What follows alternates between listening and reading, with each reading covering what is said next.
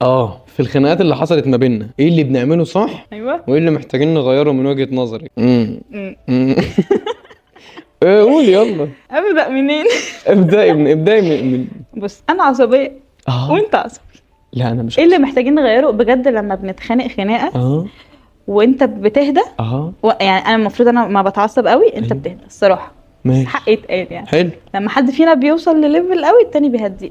لا انا مش بهدى، بس انا يا محمود ببقى عايزاك تهديني. ما هو انا اللي ببقى متعصب. لا لا برضو انا ما بتعصب خلاص. خلاص. فلازم انت انا بحس ان الموضوع بيبقى في ايد الراجل. دايما ما كل حاجه في والله ايدينا. يعني لما بنوصل لمرحله كده معينه لازم الراجل هو اللي يحل الموضوع. مم. مهما انا عملت خلاص مهما انت عملتي ما بيبقاش فيه، خلاص هعيط حتى لو انا اللي وهعيط متضايق بقى. اصلا يعني. ايوه، ما انا في الاول بفضل اصالحك، انت مش بتتقبل فبتتعصب فبتعصب بقى، فخلاص حل انت بقى الموضوع. صالحني عشان